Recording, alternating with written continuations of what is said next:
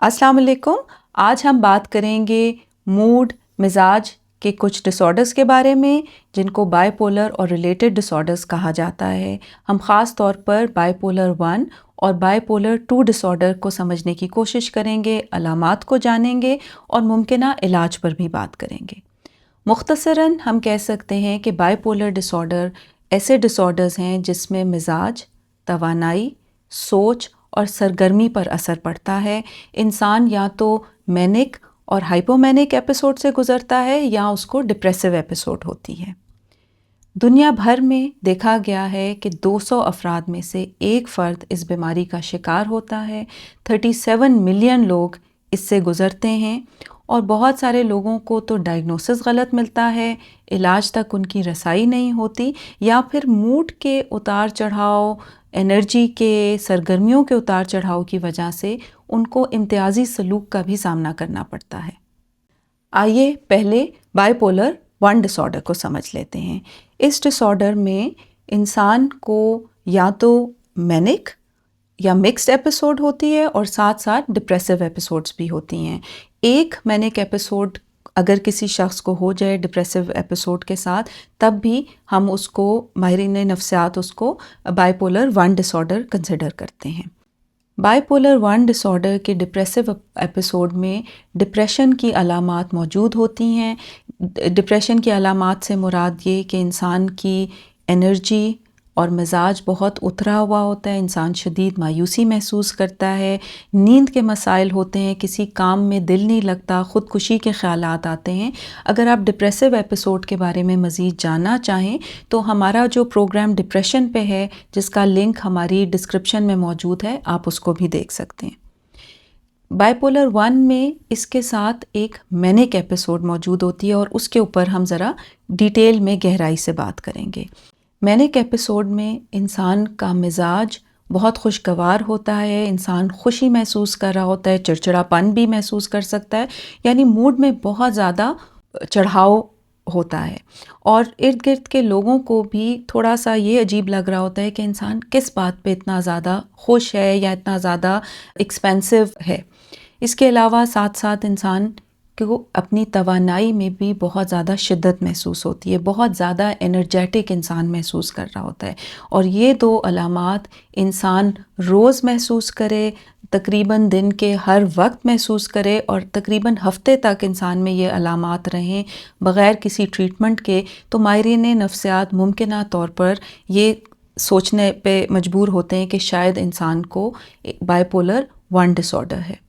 इन दो अलामात के अलावा मज़ीद जो अलामात मैनिक एपिसोड में देखी जाती हैं उसमें इंसान शदीद प्रेशर महसूस कर रहा होता है बातचीत करने का, एक दबाव के साथ उसकी स्पीच निकले जाती है, बहुत ज़्यादा बातचीत इंसान करता है। इसके अलावा एक फ़्लाइट ऑफ आइडियाज़ होता है, बहुत सारी सोचें इंसान को आ रही होती हैं और कई दफ़ा तो ऐसी सोचें होती हैं कि एक सोच का दूसरी सोच से कोई रब्त नहीं होता।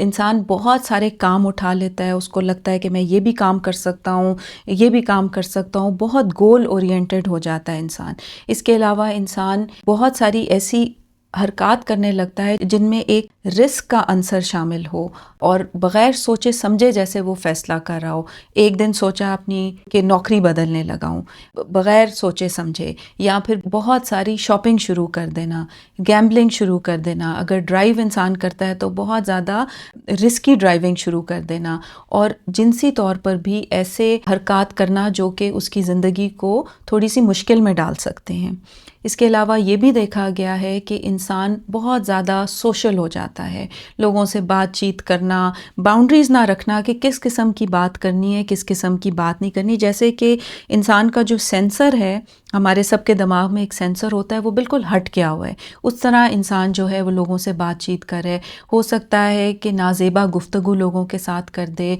या फिर उनके साथ थोड़ा फ्लर्टेशियस रवैया भी नज़र आ सकता है।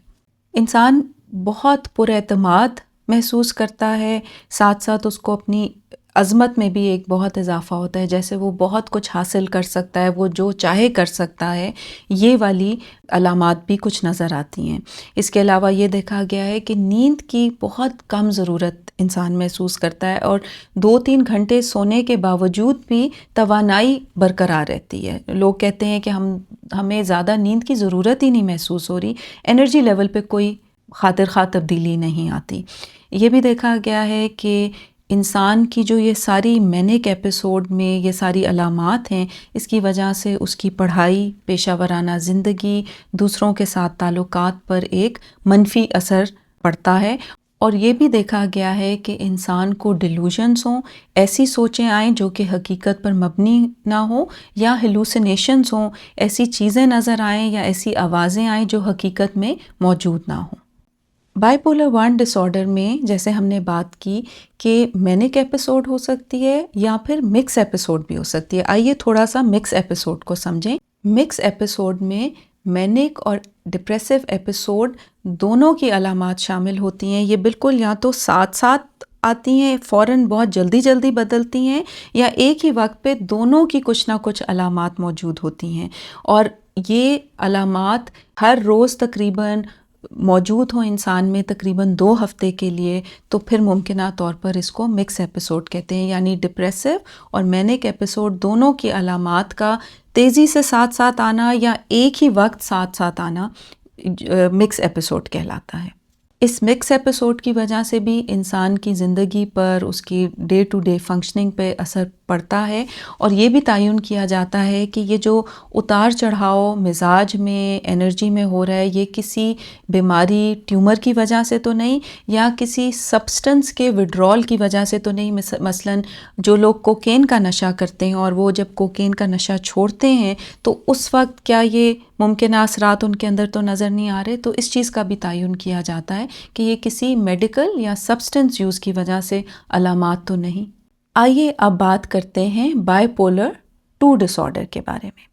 بائی پولر 2 ڈس آرڈر میں ڈپریسو ایپیسوڈ موجود ہوتی ہے،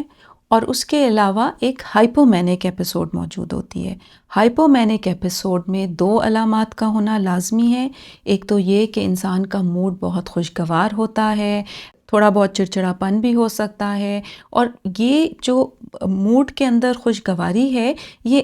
عام انسان اتنی اچھی طرح پہچان نہیں سکے گا۔ جو لوگ اس کے قریبی ہیں ان کو لگے گا کہ یہ شخص اپنے عام موڈ میں جس طرح ہوتا ہے اس طرح سے نہیں ہے۔ انسان کی انرجی عام اپنی روزمرہ کی انرجی سے زیادہ ہوتی ہے، اور یہ دونوں علامات ہر روز موجود ہوں اور کافی عرصے تک انسان کے اندر موجود ہوں تو یہ ممکنہ طور پر ہائپومینیا کی نشاندہی کر سکتا ہے۔ اس کے علاوہ وہ تمام علامات جن کا ہم نے مینک ایپیسوڈ میں ذکر کیا تھا وہ موجود ہوں، مگر ان کی شدت جو ہے وہ کم ہو، اور ہیلوسینیشن اور ڈیلوژنز نہ شامل ہوں۔ یعنی کہ ہم اس طرح سے سمجھ سکتے ہیں کہ ہائپومینک ایپیسوڈ جو ہے وہ مینک ایپیسوڈ سے تھوڑی کم درجے کی ہے، اور اس میں علامات جو ہیں وہ اتنی شدت نہیں رکھتی جس طرح کے مینک ایپیسوڈ میں رکھتی ہیں۔ اب یہ مزاج، انرجی، سوچ، سرگرمی کا اتار اور چڑھاؤ، اس کی وجہ سے بائی پولر کا ان ڈس آرڈرز کو نام دیا گیا ہے کہ انسان کبھی ایک طرح سے ہوتا ہے اور کبھی دوسری طرح ہوتا ہے۔ اب اس چیز میں ہم مزید نہیں پڑھیں گے کہ کتنی ایپیسوڈز ہوتی ہیں، کس کو کم ہوتی ہے، زیادہ ہوتی ہے، مگر ٹائپ 1 اور ٹائپ 2 کا جو فرق ہے وہ ان کی مینیا کی شدت کے اوپر رکھا گیا ہے۔ اب تھوڑی سی بات کرتے ہیں کہ جو شخص اس بیماری سے گزرتا ہے اس پہ نفسیاتی اثر کیا پڑتا ہے، سماجی اثر کیا ہوتا ہے۔ اور آپ سوچ سکتے ہیں کہ جو شخص مینک اور ڈپریسو ایپیسوڈ سے گزرتا ہے، کبھی ایسی نازیبا باتیں کر دیتا ہے یا کچھ ایسی حرکات کرتا ہے، تو بعد میں جب یہ ایپیسوڈ ختم ہوتی ہے تو وہ اپنے بارے میں شدید احساس ندامت کا شکار ہوتا ہے، برا محسوس کرتا ہے، گلٹی محسوس کرتا ہے، وہ اپنے آپ کو مورود الزام ٹھہراتا ہے کہ اس نے کیوں یہ تمام حرکات کی۔ یہ حرکات کرنے کی وجہ سے یا بات چیت جو اس نے کی ہوتی ہے، ہو سکتا ہے اس کے رشتوں پہ بھی اثر پڑے، اس کی پیشہ ورانہ زندگی زندگی پر اثر پڑے، اور بہت دفعہ لوگ منشیات اور شراب کا استعمال کرتے ہیں اپنی علامات کو نمٹنے کے لیے، تو ایک مزید انسان جو ہے اپنی زندگی میں مشکلات کا سامنا کرتا ہے۔ موڈ کے، مزاج کے اتار چڑھاؤ کی وجہ سے انسان کئی دفعہ کنفیوز بھی ہو جاتا ہے اور ڈر بھی جاتا ہے کہ کب اس کو اگر عام حالات میں کسی چیز پہ غم یا خوشی محسوس ہو رہی ہے تو یہ ڈر بیٹھ جاتا ہے کہ کہیں یہ مینک یا ہائپومینک ایپیسوڈ تو شروع نہیں ہو گئی، یا ڈپریسو ایپیسوڈ تو نہیں شروع ہو گئی، اور اس کی وجہ سے وہ کافی پریشانی کا شکار ہو سکتا ہے۔ بائی پولر النس کو سمجھنے کے لیے ایک ولنریبلٹی اسٹریس ماڈل کا استعمال کیا جاتا ہے۔ ولنریبلٹی سے مراد کوئی ایسی انسان کی جینیائی ٹینڈنسی، کیمیائی تبدیلیاں، اس کی اپنی شخصیت اور پرانے گزرے ہوئے حالات و واقعات جو انسان کو ولنریبل بناتے ہیں کہ اسے ممکنہ طور پر بائی پولر النس ہو سکتی ہے۔ اور اسٹریس سے مراد یہ کہ اس کی زندگی میں، جو اس کی کرنٹ زندگی ہے، اس میں کس قسم کا ذہنی دباؤ چل رہا ہے، تعلقات کیسے ہیں، اور تعلقات یا زندگی کا جو کرنٹ ذہنی دباؤ ہے اور یہ ولنریبلٹیز اگر موجود ہوں تو بائی پولر النس ممکنہ طور پر نظر آ سکتی ہے۔ بائی پولر ڈس آرڈرز کے علاج میں ادویات کا استعمال اور سائیکو تھراپی دونوں مفید ہوتی ہیں۔ ادویات کا استعمال خاص طور پر ضروری ہو جاتا ہے اگر کوئی مینک ایپیسوڈ سے گزر رہا ہو یا ڈپریسو ایپیسوڈ سے گزر رہا ہو، اور اس کی مینجمنٹ کے لیے یہ ایک بہت اہم اقدام ہے۔ یہ تو ماہرین نفسیات، سکائٹرسٹ جنہیں ہم کہتے ہیں، میڈیکل ڈاکٹرز جو ہوتے ہیں اور انہوں نے ادویات کے بارے میں، نفسیاتی مرض کے بارے میں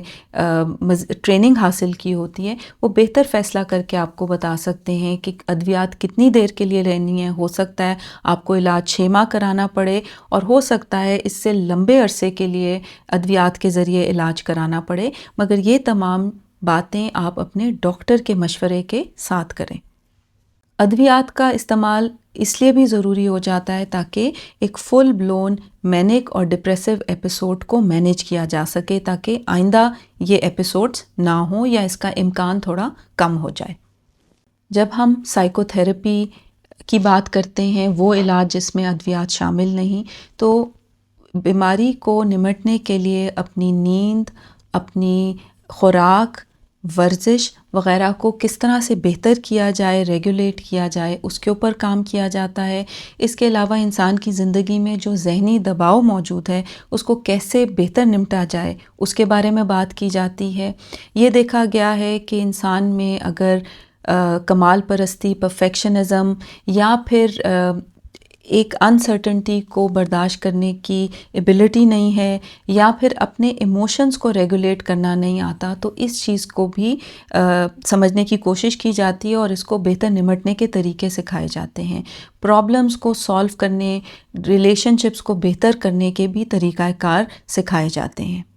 اگر انسان منشیات یا شراب کا استعمال کرتا ہے اپنے مزاج اور انرجی کو مینیج کرنے کے لیے، تو اس کا منفی اثر اس کے مزاج اور انرجی پر سمجھانے کی کوشش کی جاتی ہے، نیند پر اس کے اثر کو بھی سمجھانے کی کوشش کی جاتی ہے، کیونکہ یہ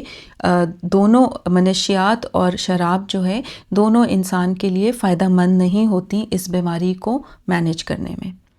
ایک اہم بات جیسے آپ نے اس بیماری میں دیکھی، اس کا تعلق نیند اور موڈ اور انرجی سے ہے، اور جو لوگ اس بیماری کا شکار ہیں ان کو یہ سکھایا جاتا ہے کہ وہ کیسے مانیٹر کریں اپنے موڈ کے اتار چڑھاؤ کو اور اپنی نیند کو، خاص طور پر ایک موڈ چارٹ، ایک سلیپ چارٹ رکھ کے۔ آپ یہ اپنی اسکرینز پہ دیکھ بھی سکتے ہیں، اور ہم نے ایک اس کا PDF ورژن بنایا ہے جو آپ ڈاؤن لوڈ بھی کر سکتے ہیں۔ اس کا لنک ہماری ڈسکرپشن میں موجود ہوگا، پروگرام کی ڈسکرپشن میں۔ تو اگر آپ اس موڈ چارٹ کو دیکھیں تو لوگوں کو یہ سکھایا جاتا ہے کہ وہ روز اس چیز کو کیلکولیٹ کریں کہ وہ کتنا سوئے تھے۔ مثال کے طور پہ اگر وہ ایک دن 2 گھنٹے سوئے مگر ان کی انرجی لیول بہت اونچی تھی، یا پھر ان کا موڈ پھر بھی اچھا تھا، تو یہ ممکنہ طور پر کس چیز کی علامت ہے۔ یا پھر اگر ان کی نیند بہت اچھی ہے اور موڈ جو ہے وہ اچھا نہیں، تو وہ کس چیز کی علامت ہے؟ تو ایک یہ سمجھنا انسان کا کہ اس کا جنرلی موڈ کیسا ہے اور اس کے اتار چڑھاؤ، ممکنہ ٹریگرز اور نیند کے تعلق کو چارٹ کرنا سکھایا جاتا ہے تاکہ وہ بہتر سمجھ سکیں کہ ان کے ساتھ کیا ہو رہا ہے. اور اگر وہ بہت ساری یہ چیز دیکھیں کہ ان کی زندگی میں بہت سارا ذہنی دباؤ گزر رہا ہے یا بغیر کسی ذہنی دباؤ کے وہ اپنے موڈ میں بہت زیادہ اتار چڑھاؤ دیکھ رہے ہیں، ساتھ نیند بھی خراب ہے، انرجی میں بھی مسائل آ رہے ہیں، تو وہ پھر اپنے سائیکائٹرسٹ ڈاکٹر سے رجوع کر کے اپنی ادویات کو بھی چینج کروا سکتے ہیں، مزید سمجھ سکتے ہیں کہ کیا ان کو اور کرنا ہوگا. بائی پولر النس کے رسک فیکٹر کی کیا وجوہات ہو سکتی ہیں کہ انسان کو دوبارہ ایک فل بلون مینک ایپیسوڈ ہو جائے یا ڈپریسو ایپیسوڈ ہو جائے؟ اس میں ادویات کو چھوڑ دینا، سوشل سپورٹ کا، لوگوں سے بات چیت کرنے کے لیے لوگوں کا موجود نہ ہونا، سوشل سپورٹ کا فقدان ہونا، اور اس کے علاوہ اپنے ذہنی دباؤ کو نمٹ نہ سکنا اور منشیات وغیرہ کا استعمال شامل ہے. اس کے برعکس پروٹیکٹیو فیکٹرز میں سوشل سپورٹ کا ہونا، اپنی ادویات کو جاری رکھنا، اپنے لائف سٹائل کو کنسسٹنٹ رکھنا، نیند کا، کھانے پینے کا ٹائم اور ایک روٹین کو فالو کرنا پروٹیکٹیو فیکٹرز ہیں. اور جیسے آپ نے دیکھا کہ پروٹیکٹیو فیکٹرز اور رسک فیکٹرز میں سوشل سپورٹ کا بہت اہم کردار ہے، اس لیے فیملی کی سپورٹ پہ بھی میں تھوڑی بات کرنا چاہوں گی. خاندان والے مدد کر سکتے ہیں کسی شخص کو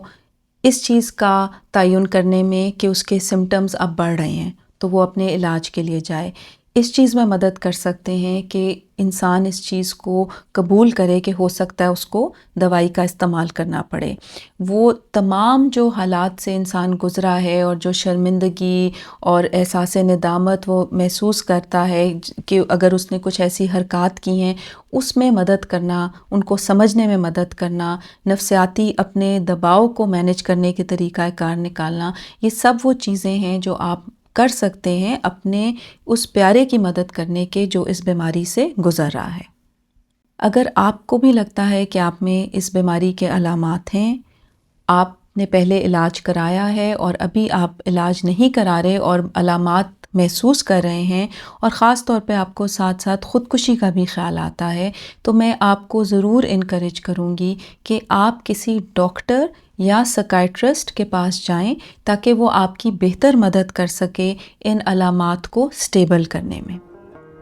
امید ہے کہ آپ کو پروگرام پسند آیا ہوگا. پروگرام کو لائک کریں، چینل کو سبسکرائب کریں، اپنا خیال رکھیں اور دیکھتے رہیں معاشرہ اور نفسیات.